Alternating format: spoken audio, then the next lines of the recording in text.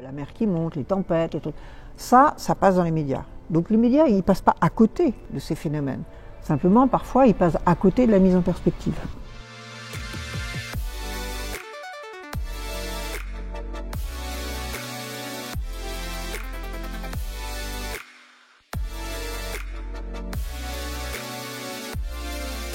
Donc je suis Isabelle Autissier, navigatrice, je suis ici au CESE dont je suis membre et par ailleurs présidente du WWF France, l'organisation environnementale.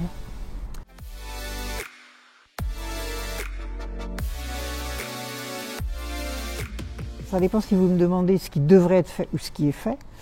Ce qui est fait aujourd'hui reste quand même souvent de l'ordre du sensationnel, du localisé, on met en exergue les 3 jours de neige ou la sécheresse.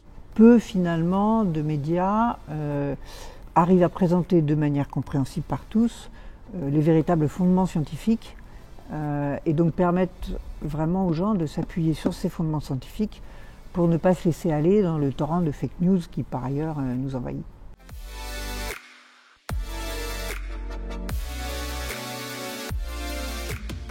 Le sujet du réchauffement climatique, évidemment, il est complexe. Déjà, il faut faire la différence entre la météorologie et la climatologie. Il y en a beaucoup qui ne le font pas. Donc, je rappelle que la météorologie, c'est le temps qu'il va faire demain, et la climatologie, c'est l'évolution du temps sur des dizaines d'années, voire des siècles. Donc ça, évidemment, c'est déjà une première connaissance. Je pense qu'effectivement, les journalistes gagneraient à approfondir plus, d'abord auprès des scientifiques, qui sont ceux qui ont pignon sur rue, donc pour le climat, les gens du GIEC, pour vraiment avoir des bases, parce que maintenant les gens du GIEC arrivent à parler de ces sujets-là de manière simple.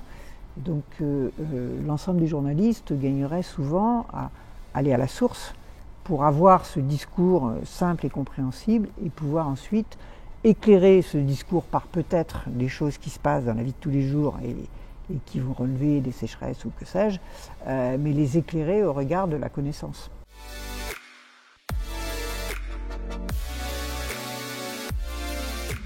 Ce qui est sûr, c'est que par la force des choses, les sujets climat reviennent beaucoup plus à l'agenda des journalistes parce que nous sommes passés dans l'accélération des phénomènes. On a plus d'inondations, de sécheresses, de chaleur, etc. Donc on commence seulement à voir un peu les conséquences des dérèglements climatiques, mais elles sont souvent assez spectaculaires. Donc les journalistes traitent ces questions. Maintenant, ils les traitent encore une fois souvent d'une manière encore un peu anecdotique.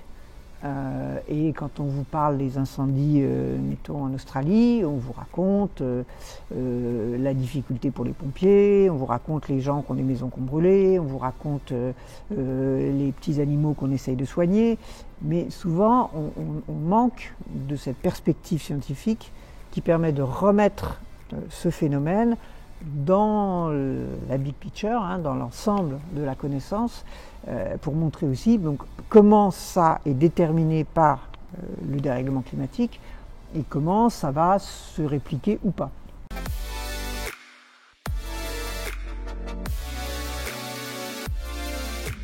Malheureusement, on a raison depuis très longtemps, et donc malheureusement, les phénomènes extrêmes se multiplient. Donc de toute façon, c'est plutôt aujourd'hui les médias qui, entre guillemets, viennent nous voir en disant tiens, il se passe ça, qu'est-ce que vous en pensez, quoi. Alors après, la question qui est plus difficile à traiter, sur laquelle on essaye vraiment de faire porter les efforts, c'est les solutions.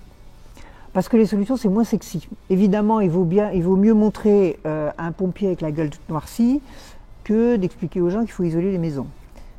Pourtant, le lien, il est direct entre les deux. Mais nous, ce qu'on essaye, c'est de mettre en perspective les solutions, l'urgence des solutions, l'urgence à diminuer nos consommations énergétiques et nos émissions de gaz à effet de serre. Et ça, entre guillemets, comme c'est pas sexy, les médias rechignent un peu plus souvent à les traiter.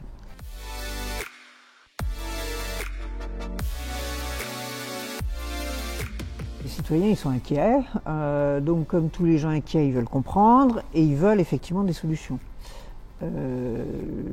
L'ensemble en moyenne, je dis en moyenne parce qu'il y a des journalistes évidemment qui font très bien leur travail, mais en moyenne sont plutôt dans le spectaculaire et le sensationnel, parce que c'est ça qui fait vendre, de la minute d'antenne ou de papier ou d'internet. C'est plus appétissant pour un média internet de passer un film avec des grandes flammes au-dessus de voilà, que d'expliquer aux gens comment il faut diminuer leur empreinte carbone.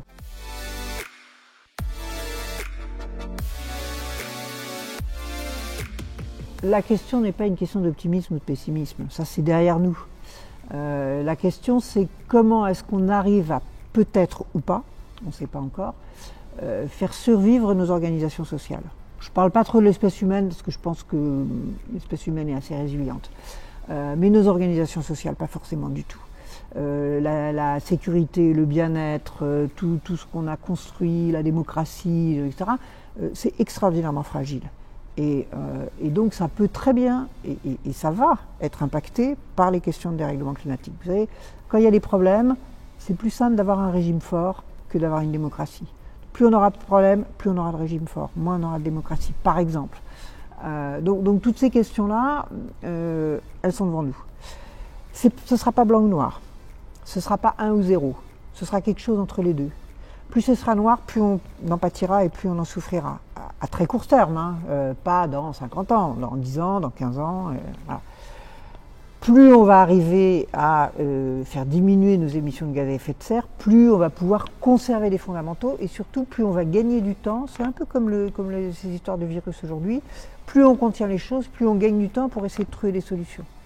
Donc voilà, la question elle est là. Et c'est pour ça qu'il faut se dépêcher et c'est pour ça qu'il faut aller le plus vite possible. Parce que si on ne se dépêche pas et si on ne va pas vite, après, on n'arrivera plus à contenir les dérèglements qui vont s'enchaîner, et donc on le paiera très cher en termes de bien-être, d'organisation, de vie humaine tout simplement.